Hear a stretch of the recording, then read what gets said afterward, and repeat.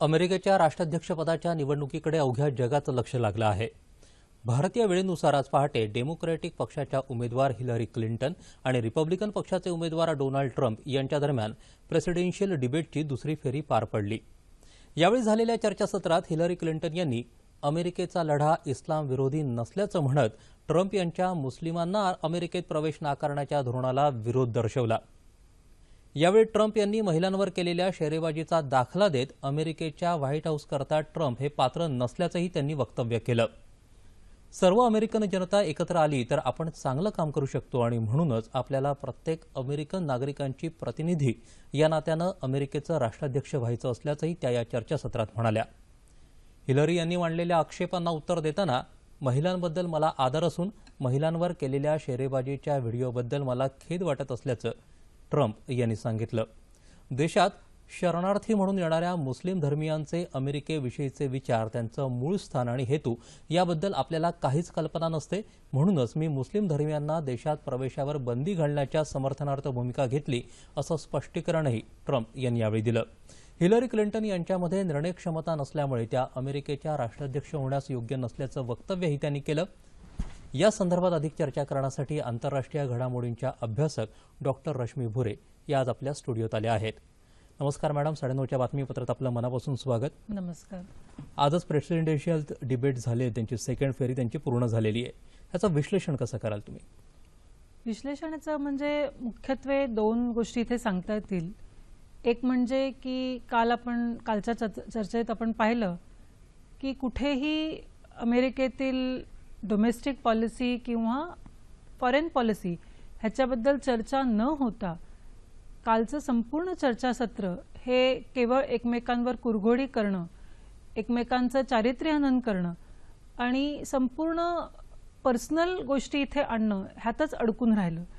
आणि ह्याबद्दल मला वाटतं काल जगभर लोकांनी ह्याच्यावर टीका केली की ह्या प्रकारचं राजकारण ज्याच्यात संपूर्ण देशाचा कुठेही विचार न करता आपापले हेवेदावे बघत राहणं आणि त्याच्याबद्दलच फक्त बोलत राहणं, अशा प्रकारचे डिबेट्स हे गेल्या कित्येक वर्षात अमेरिकेत झालेले नाहीत। हे पहिल्यांदा झालेलं आहे की डिबेटची संपूर्ण पातळी एवढी खालावलेली आहे आणि ह्याचं निश्चितच खेद काल सर्व अमेरिकन जनतेने बोलून दाखवलेली आहे। वेगवेगळ्या चॅनल्सवर आणि वेगवेगळ्या पोलिंग बूथ्सवर लोकांनी ह्याच्याबद्दल चर्चा केली की हे होता कामा नये।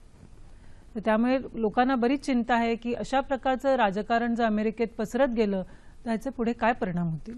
तुम्ही म्हणालात की वैयक्तिक मुद्द्यांवरती जास्त भर दिला गेला या चर्चांमध्ये, पण मग नेमक्या मतदानाच्या वेळी कुठल्या मुद्द्यांवरती लोक मतदान करतील असं तुम्हाला वाटतं?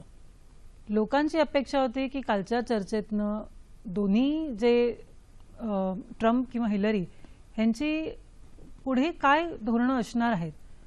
अमेरिकेत आज नोकऱ्यांचा एवढा मोठा प्रश्न आहे, तर त्याच्याबद्दल हे दोन्ही माणसं काय करणार आहेत जर ती सत्तेत आलीत तर, किंवा आयसिस सारखाच एक मोठा प्रश्न आहे, किंवा होमग्रोन टेररिझमचा आज अमेरिकेत मोठा प्रश्न आहे। तर ह्या संदर्भात कुठलीही विधानं न करता विशेष संपूर्ण भर जो होता तो त्यांनी संपूर्ण कसं क्लिंटन यांनी त्यांचे बघितलं तर क्लिंटन यांनी कसं त्यांचं बिल क्लिंटनच्या वेळेपासून आलेल्या गोष्टी ज्या आहेत त्या संपूर्ण बाहेर काढण्यात आल्या, किंवा ट्रम्प यांचं कसं चारित्र्यहनन करण्यात आलं। आतापर्यंत व्हिडिओ ज्या लीक्स झाल्या तर त्याच्यात त्यांच्या स्त्रियांबद्दलची काय मतं आहेत, महिलांबद्दलची काय मतं आहेत, एवढंच काय त्यांचं स्वतःच्या मुलीबद्दल त्यांनी केलेलं वक्तव्य, ह्या सगळ्या ज्या गोष्टी लोकांसमोर आल्या, त्यामुळे आता असं दिसून येतंय की ह्या दोन्ही ज्या कॅन्डिडेट्स आहेत आज अमेरिकेतील इलेक्शनमधले, तर हे काय प्रकारचं राजकारण अमेरिकेत आणतील याबद्दल लोकांच्या मनात चिंता आहे।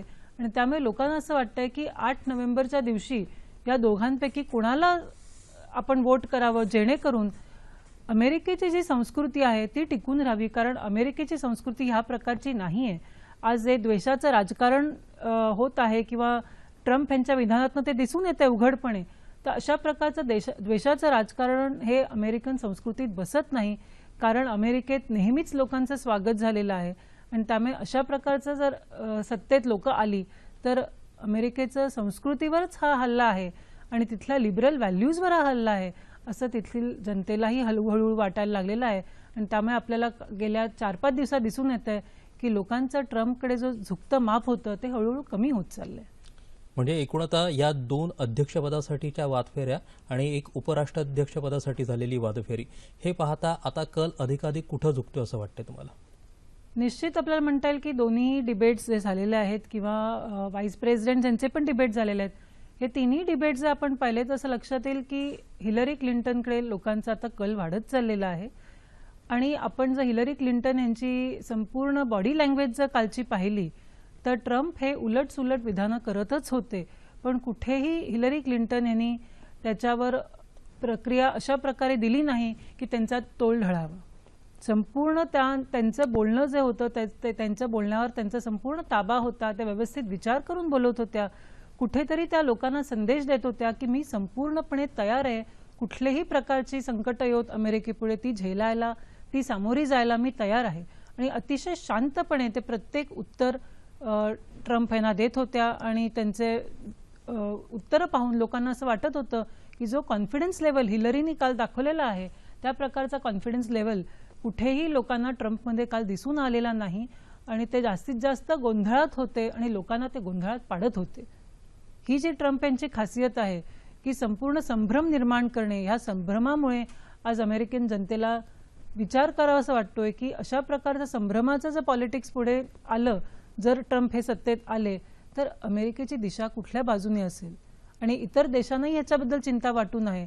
भारतासारख्या देशालाही वाटतंय की ट्रम्प हे जर सत्तेत आले तर भारताचं धोरण अमेरिकेकडे कशा प्रकारचं असावं, आपण अमेरिकेकडे काय दृष्टीने पाहावं. आज धागा पकडून पुढचा प्रश्न विचारायचा होता खरं तर, की जगाच्या संपूर्ण अर्थव्यवस्थेवरती सर्वात मोठा प्रभाव टाकणारा देश, जगामध्ये संरक्षणाच्या दृष्टीनं सर्वात महत्त्वाचा देश असं असताना अमेरिकेतले नागरिक आणि जगभरातले नागरिक या निवडणुकीकडे डोळे लावून बसले आहेत. भारत याकडे कसं बघतोय या निवडणुकीकडे? आपण जर पाहिलं की समजा आपण असं धरून चाललं की हिलरी क्लिंटन ह्या जर सत्तेत आल्या तर भारताची भूमिका काय असेल, तर हिलरी क्लिंटन ह्या भारताच्या फार जवळच्या आहेत. कारण बिल क्लिंटन ज्यावेळेला राष्ट्राध्यक्ष होते त्या काळापासून हिलरी क्लिंटन ह्या अनेक वेळा भारत दौऱ्यावर आलेल्या आहेत. संपूर्ण त्यांचं कुटुंब अनेक वेळा भारत दौऱ्यावर आलेलं आहे आणि ते भारतातल्या राजकारण्यांबरोबर त्यांचे चांगले संबंध आहेत. भारताचं राजकारण, दक्षिण आशियातलं राजकारण ह्याचा हिलरी क्लिंटन यांचा संपूर्ण अभ्यास आहे. आणि भारताच्या लोकांना सुद्धा विश्वास वाटतोय की त्या जर सत्तेत आल्या तर आपल्याला फार काही नवीन असं धोरण आखावं लागणार नाही, कारण आपल्याला क्लिंटन यांची धोरणं किंवा डेमोक्रॅटिक पक्षाची धोरणं ही व्यवस्थित माहीत आहेत आणि त्याच प्रकारे त्यांची धोरणंही असतील. पण ट्रम्प जर सत्तेत आले तर भारताची भूमिका काय असेल ह्याच्याबद्दल आपल्याकडच्या राजकारणाने निश्चितच विचार करावा लागेल. कारण ट्रम्पची आपण जर विधानं पाहिली तर गेल्या काही महिन्यात निश्चित त्यांनी भारताला सुखावह होतील अशी विधानं केलेली आहेत. त्यांनी सतत पाकिस्तान हे किती डेंजरस राष्ट्र आहे आणि भारत कसं एक मोठं राष्ट्र होऊ घातलेलं आहे याबद्दल त्यांनी सतत म्हटलेलं आहे. पण दुसऱ्या बाजूला जर आपण विचार केला तर आपल्या लक्षात येईल की आउटसोर्सिंगची जी पॉलिसी किंवा ती धोरणं आहेत ट्रम्प यांची, तर ती धोरणं कुठेतरी भारतीय उद्योजकांना घातक ठरणार आहे. कारण आज आउटसोर्सिंगचं बऱ्याच प्रमाणात आपल्याकडे जो बिझनेस येतो तो संपूर्ण बिझनेस हा धोक्यात येईल जर त्यांनी आउटसोर्सिंग पूर्णतः भारताकडे थांबवलं. तर त्यामुळे एकदा असं लक्षात येत आहे की ट्रम्प जरी कितीही भारताच्या बाजूने आज बोलत असले तरी जेव्हा बिझनेसचा विषय येतो तेव्हा त्यांची आउटसोर्सिंगची जी पॉलिसी आहे त्यामुळे भारतीयांना अडचणीत आणू शकते ही पॉलिसी. त्यामुळे आज भारताला अजून आपलं धोरण जर ट्रम्प सत्तेत आले तर काय असावं याबद्दल संभ्रम आहे. कारण मुळात ट्रम्प यांचीच वक्तव्य जे आहेत ती इतकी उलटसुलट आहेत की आपण आपलं धोरण निश्चित करणं हे ह्या क्षणाला तरी कठीण आहे. म्हणजे भारतामध्ये संभ्रम आहेच, पण त्याच वेळेला अमेरिकेमध्ये जे स्थानिक भारतीय आहेत, भारतीय वंशाचे किंवा इथून आता शिकायला गेलेली जी मुलं आहेत या एकूण यांच्या दृष्टीनं ही निवडणूक कशी तुम्हाला दिसते? आपण बघतो की भारतीयांचं जे प्रमाण आहे अमेरिकेत जाण्याचं शिक्षणाकरता किंवा नोकरीकरता हे फार जास्ती प्रमाणात आहे. पण जर ट्रम्प सत्तेत आले तर विजा पॉलिसी काय असेल आणि त्यामुळे विजा पॉलिसी जर त्यांनी एकदम स्ट्रिक्ट केली तर भारतीयांना कदाचित तिथे नोकऱ्या मिळण्याकरता किंवा शिक्षणाला जाण्याकरता अनेक अडचणी येऊ शकतात. तर त्या दृष्टीने भारतीय लोकांना असं वाटतं की जर ट्रम्प सत्तेत आले तर कदाचित आपलं जाण्याचं तिथे प्रमाण कमी होईल आणि ह्यामुळे लोकांना चिंता आहेच. दुसरी गोष्ट म्हणजे की तिथे जे इंडियन आपले लोक राहतात तर हिलरी क्लिंटन किंवा ट्रम्प हे दोन्हीही व्यक्ती आज तिथल्या इंडियन डायस्पोराला आपल्याकडे वळवण्याकरता खूप प्रयत्न करत आहेत. पण आपण जर गेले 7-8 वर्षाचं राजकारण अमेरिकेतलं पाहिलं तर आपल्या लक्षात येईल की बराक ओबामांच्या काळापासनं जे इंडियन डायस्पोरा आहे तिथे अमेरिकेत, तर त्यांचे आणि ओबामा यांचे संबंध फार जवळचे आहेत. ओबामा यांच्या सरकारात सुद्धा अनेक इंडियन ओरिजिनचे लोक आपल्याला वरच्या पदांवर दिसून येतात. तर त्यामुळे ओबामांचे जे संपूर्ण सपोर्ट आहे तो हिलरी क्लिंटन यांनाही मिळेल आणि त्यामुळे जे भारतीय वंशाचे लोक तिथे आहेत ते हिलरी क्लिंटन यांना जास्तीत जास्त सपोर्ट करतील. आणि गेल्या काही दिवसातील जी ट्रम्प यांची विधानं आहेत, त्यांचे जी मतं आहेत स्त्रियांबद्दलची आणि त्यांचे संपूर्ण जे त्यांनी न भरलेले टॅक्सेस आणि ह्या सर्व ज्या गोष्टी आहेत, तर ह्या सर्व गोष्टींमुळे कुठेतरी भारतीय ओरिजिनचे जे तिथे लोक आहेत तर त्यांनाही असंच वाटतंय की जर ट्रम्प सत्तेत आले तर कदाचित ज्या प्रकारचं वातावरण अमेरिकेत निर्माण होईल ते त्यांच्याकरता तेवढंसं पूरक नसेल. आता ही येणारी निवडणूक ही अमेरिकेसाठी, भारतासाठी आणि एकूणच जगासाठी चांगली दिशा देणारी ठरो. तुम्ही इथे आलात आणि अतिशय महत्त्वाची माहिती आम्हाला दिलीत. आपल्या मनापासून आभार. धन्यवाद.